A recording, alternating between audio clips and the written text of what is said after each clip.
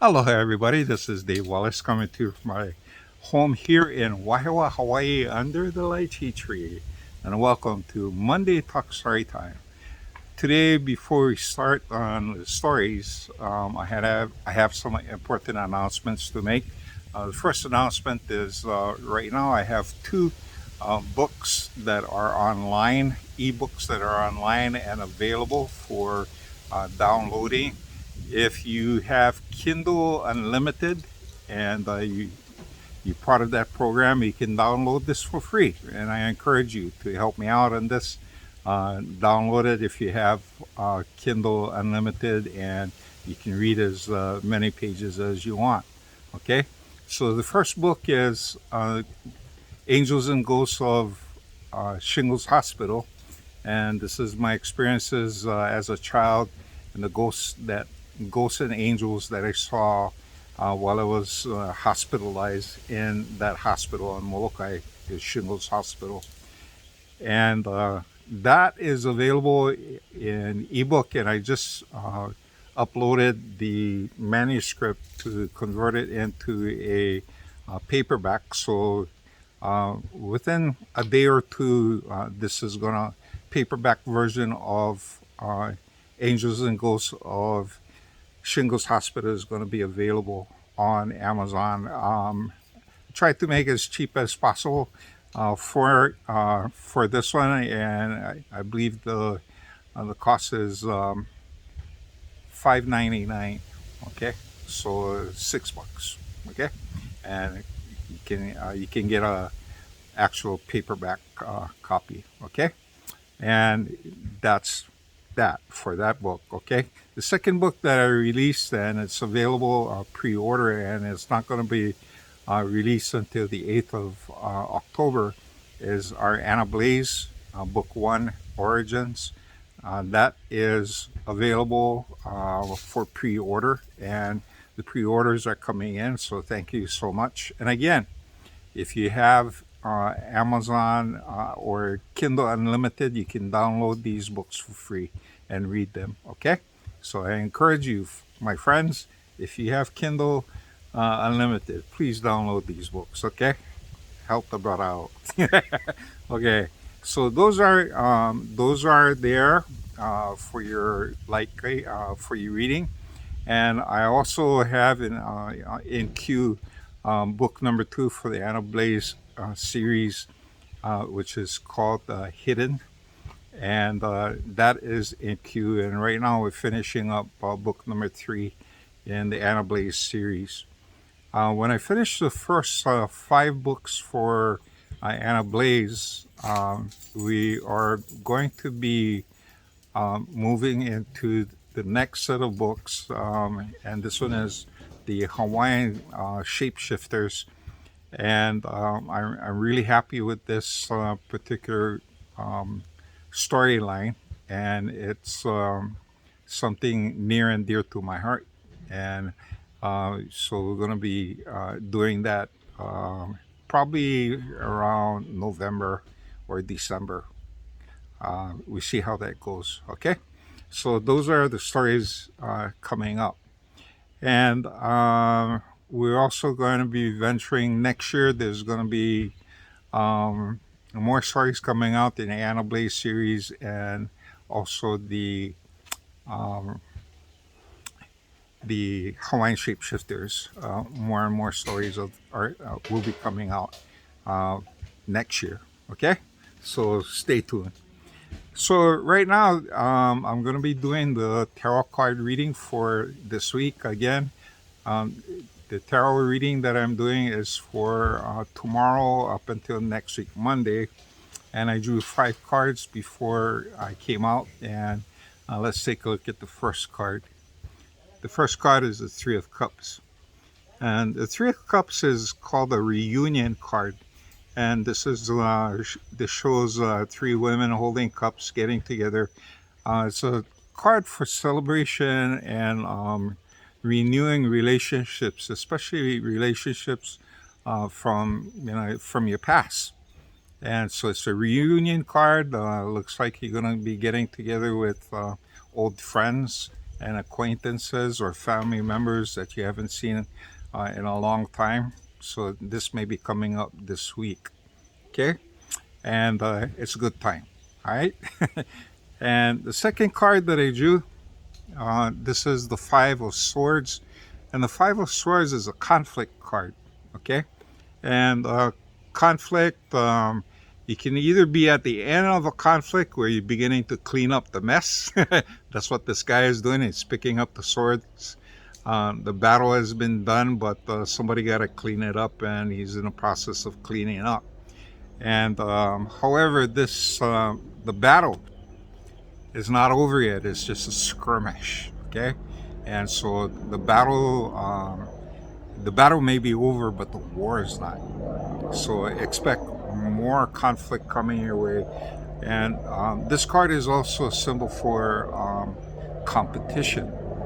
If you're in a competitive field where your job is competing with others, professional athletes, or if you're a private contractor and there's a lot of people doing the things that you're doing, you're in competition. And so this card drawing at this time says to look out for competition, be aware that there's competition, and to attract the people or to hold on to what you're doing, you need to be exceptional.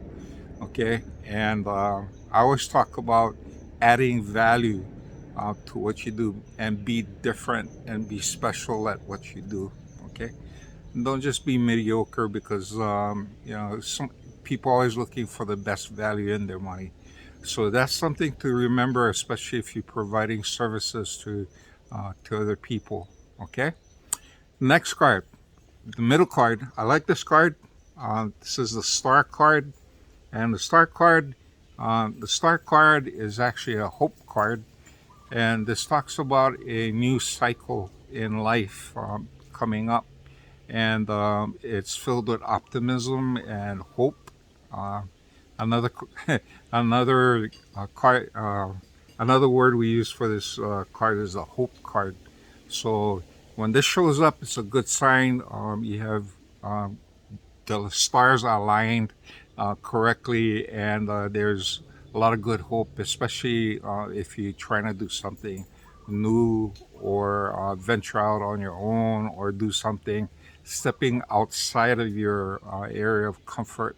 That's a good card to see. Okay, the next card is a Chariot. Okay, and these are two major arcana cards. You had the Star and the Chariot showing up, and this card is pretty obvious and stuff. It shows a person that is confident and steering a chariot and holding on the reins of power. Okay, so this card, when this card shows up, it shows that you're sensing victory or experiencing victory, and victory is coming to you by controlling your emotions and controlling the environment around you, and that makes you successful. Okay, and so it's not just letting yourself go wild. Everything is controlled fury, basically. Okay, so you're victorious. However, this victory that you achieve is through uh, patience, diligence, and control. Okay, you and that's a reminder. If you're near victory or about to end, it's the idea is to control and don't let things get out of hand, because victory can easily slip through your hands. Okay, and the last card that I drew is the Ten of Cups, and this card is often called Happy Family. Okay, and this is a really good card. So we had two cards, the beginning and the end cards had to do with happiness and celebration And this one has to do with family. The first card had to do with old friends. So friends and family look like throughout this week. The role of friends and families, old acquaintances, and your family plays very important. In between these things and stuff, be aware that there may be some conflict and sudden changes that may be coming your way that requires you to be aware and in control of yourself and in control of your destiny. So that's what I see the cards do. So you're going to be doing a lot of friends and family things. Um, Maybe parties coming up, suppose a wedding or some kind of family get together is in the making. But at work, make sure that you take care of conflicts that's happening there, and in your profession, make sure that you are, providing your customers with the best possible service possible because you're in a competitive field and people can go someplace else. Yeah, so it's just a reminder. All right, so that's the reading for this week, and hopefully it will help you folks prepare for what's coming up. The cards are really good, um, and there are some areas again you need to be aware of and be prepared for. Okay. Finally, today's story time. I just released a Angels, Ghosts, and Demons number 16, and I am ready to release Angels, Ghosts, and Demons number 17. And this particular number 17 is something that I wrote about. It's an experience that my daughter and I had when she was a little girl. She was probably about 3 years old. And what happened is that in 1975, um, that's actually 1974, 1975, around there, um, I moved my family to the island of Molokai, and I was working there as a firefighter. And after working there for a couple of years, one day I went over and talked to my mom and dad, and I found out that there was a cottage that was located really close to where I worked. And I was a fireman. I was one of the first firemen on Molokai to open up the Ho'olihua station. And this Ho'olihua station was a two-person station where you had two firemen that were manned that post. And we had a teeny tiny fire truck. It was funny. It was built for speed to get you to the fire, and hopefully the fire is small enough where we can whack them and whack them down, and it doesn't run away. But if we were responding to a large fire, we would have to wait for backup fire engines that the fire companies from Kaunakakai to make it up to help us. And but me and my partner, Skip Castanera, we were the first people up there to man that station. So I was working there and living up in Mauna Loa, but I heard that there was a cottage about just half a mile up the road from this fire station that was available. And the only catch is that this cottage was on the grounds of the Ho'olihua Congregational Church. And this church had the chapel on one side and a big lawn in the area that separated the chapel from the social hall. So on the other side of the property, you had a social hall, a big hall that was looked like it was 2-story tall. And in the back of the social hall, between the church and the social hall, in the back and stuff was a small cottage that was used to house the pastor or the parson. Okay. However, the congregation on for that particular church, um, they couldn't afford to pay a pastor, so for a while this cottage was sitting vacant, and then they decided, the church members, I guess, decided, hey, if it's vacant, might as well we rent out the place.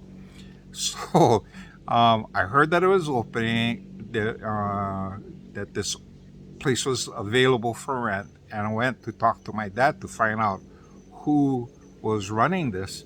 And just so happened, the person that was responsible for running this place house was our neighbor, Uncle Charlie Meyer.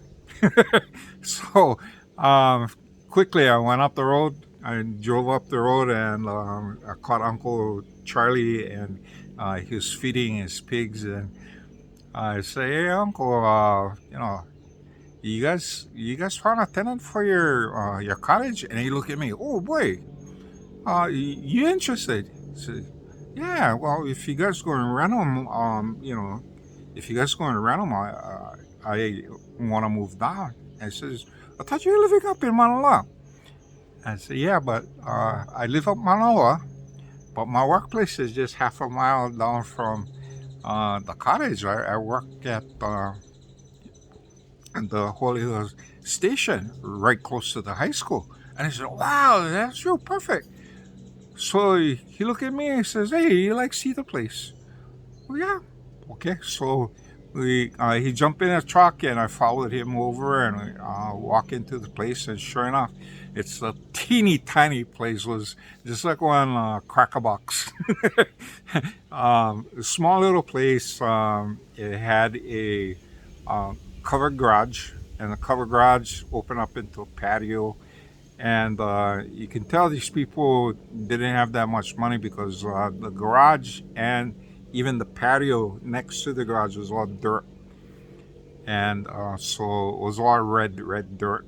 And so he opened up the place, and when we walk in through the patio, as soon as you step in, you're stepping into the kitchen, and the kitchen was kind of narrow, but it had counter space, and the refrigerator and stove was right there. And so it came with appliances. And I walked in, and you could tell the place wasn't nobody was living there for a while, because there was a real stale air, so you had to open up the windows. But as soon as you walk out of the kitchen and you enter a huge, probably a 20 by 20 living room, and off of the living room you had a one bedroom, a pretty small one bedroom, and a bathroom back there. And I walked around, looked around, and got off, opened up the front door, looked out, and I could see from the front door of that place, I could see my workplace. And I go, "Oh, Uncle, I work right down there." And he looked at me and says, "Well, what do you think?" I says, "Well, there's only me, my wife, and my baby, my daughter. And so we, this is perfect for us." So we talked, and he asked me how much I was paying rent up in Manoa. I told him about 200. He says, "Oh, if 200 good for us." So I took out 200, gave him cash, and say, "Okay." And he handed over the keys to me and says, "Move in when you're ready." And that was it. So we had a nice cottage close to work. And the thing that I didn't like about living up in Mauna Loa is that I had to drive to work, and I took the car. And if my wife was working at the time, she would have to drive me into work, and then drop me off, take our daughter to a babysitter to go to work. But if I lived in Holehua, she wouldn't have to worry about my transportation, because I could just walk down. So that was a really good advantage of this cottage opening up. So we went in, we cleaned up the area. My dad came in and looked at the place, and we painted up and freshed up the place and before we moved in. And my wife and I decided to, um, instead of using the bedroom, the living room was big enough for a good sized bed, so we put the bed inside the living room, and that's where we slept. And my daughter would jump in bed with us when we were sleeping. So that was the setup.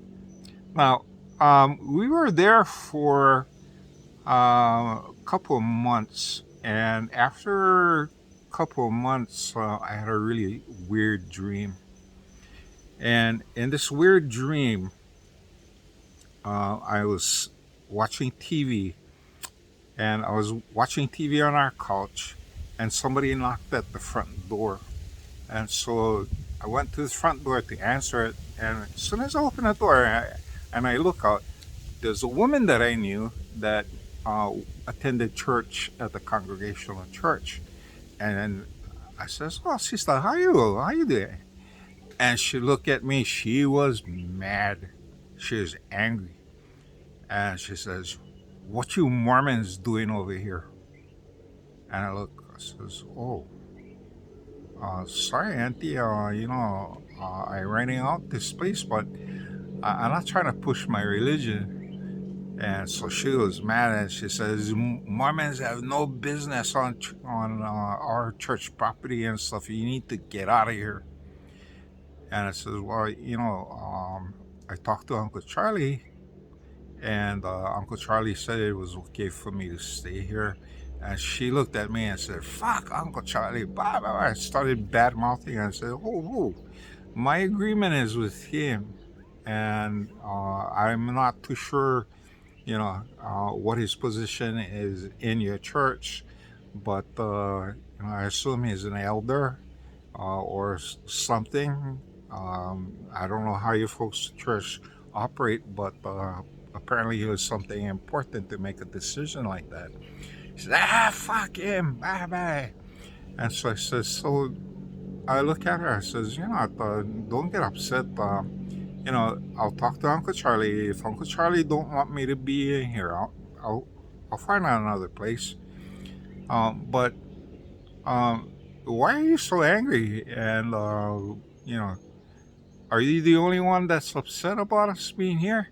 And she says, "No, look." And she stepped away from the door.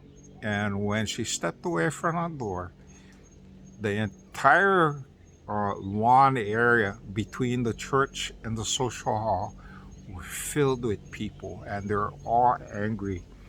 And these the people, as I look out, I know them. You know, I grew up with many of them. They know me, and so some of them were living people, and some of them, the ones in the back, were spirits. They didn't like me. They didn't like the idea that I was there, not a member of their church, but living in their preacher's home. And so I looked at him and I says, "You know what?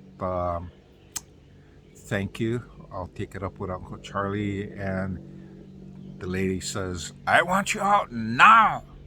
And I looked inside and stuff. My wife was sleeping, my daughter was sleeping. I says, "Give me time and stuff. If we need to move out, we need time." And she made an aggressive move towards me, and I just went, hold up my hand, and I says, "No."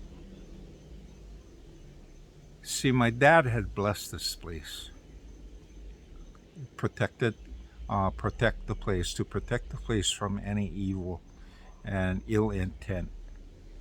And as soon as I put my hand out, the lady had to back off. In fact, she was on the steps. As soon as I put my hand out, she had to back up, kind of like something was pushing her away. And there was a kind of like a barrier where she was pushed beyond, and she was okay to go up until a certain point. but if she tried to step forward, she couldn't. And the rest of the people, as soon as the people saw the crowd, uh, heard this lady saying, "Yeah, we're gonna get you guys out. We're gonna kick you out." Basically, she was telling us to get out now, and or they were gonna take us out, drag us out. And the crowd tried to move forward. They stopped dead in their tracks. They couldn't move. They couldn't move. And so I just says, let me talk to Uncle Charlie and see if it's okay for me to be here. And if it's not, I'll move. So I woke up from this dream and stuff, and I talked to my wife, and I says, you know, look like there's part of the congregation that don't like the idea that I'm there, and I'm a Mormon. uh, you know, I was questionable standing, but just the idea of having a Mormon there and stuff was something that rubbed them wrong. And so, later on in a couple days after this and stuff, I went up and talked to Uncle Charlie, and asked him, hey, you know what? I told him about the dream, and he laughed. He says, "Oh, there, John, don't worry about these guys. You know, these Hawaiians, they all hooky hooky, so they cannot see one Hawaiian getting, doing better than them." He call them the alamihi crab, crab in a bucket and stuff. If you go catch crab and you watch and stuff, you can feel the crab bucket up to the top, and none of the crab going to run away, because as soon as one crab make it try and go over the edge, you get one crab or two crabs grab onto him and hold on to him. Says, "Where are you going?" So he said, "Yeah, he's alamihi crabs. No worry about him." So I said, "Okay, Uncle, as long as it's okay with you, I'll stay there." And I says, "Oh, you guys pay rent on time. You guys take care of the place. You know, my dad and I paint up the place. I got old carpet, lay them down inside the dirt floor, made a nice patio. I put tables out and stuff like that." And I said, "Wow, hey, you fix up the place really nice. Had a small garden out there going." And so I said, "No, you're a good tenant. I didn't smoke. I didn't drink. Okay. So, and pay everything on time." So that was really good. And so after talking with Uncle Charlie, I felt a little bit better. 3 days later, after talking with Uncle Charlie and having the dream and stuff, um, my daughter and I, oops, my daughter, my daughter and I went to Kuala Pu'u Market, and it's a small town about uh, 2 miles away from where we lived, and we went shopping. And when I came home, I drove my car up into the garage, and I got the groceries, and I walked up the steps, and I opened the door, and I walked inside the kitchen, and I was putting things away, and I looking around for my daughter, and I see her standing outside of the kitchen door on the steps, and she's kind of like looking,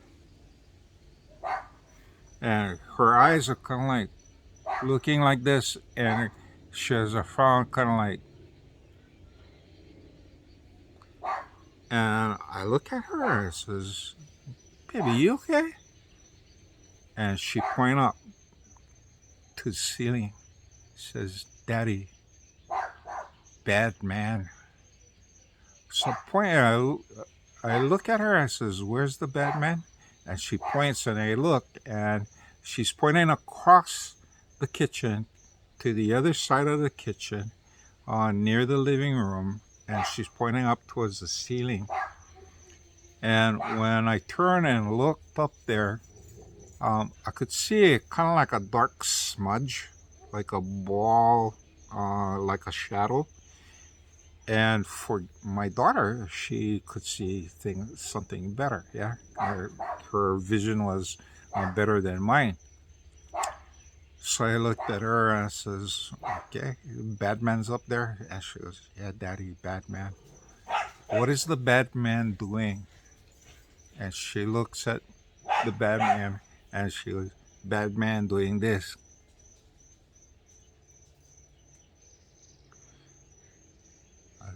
And I says, "Okay." So I asked my daughter I pull her inside the kitchen, and I told her, Daddy's gonna ask the bad man to leave. I'm gonna tell him to leave, and can you tell me where the bad man is after we finish? She goes, yeah. So we prayed, and I asked God, my angels, and my ancestors to remove this entity from the place and not allow him to come back in. So right after I finished the prayer, I started watching Gigi, and my daughter, she started looking right at the spot where the bad man was, and I see her moving her head, and looked like the entity stopped right above our exit door and stayed there for a little bit. And I had to kind of like coax and says, "Be gone, go." And finally, the thing left, and Gigi turned to me and says, "Batman gone."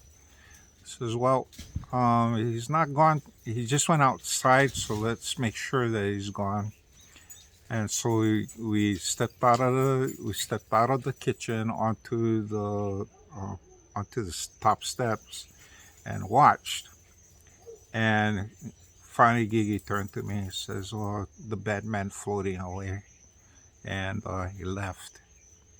So that was our only experience at that place like that. However, a couple of days after this incident, the woman that I was dreaming about that had approached me and wanted me out of this place, I found out she became deathly ill. In fact, she almost died. Okay.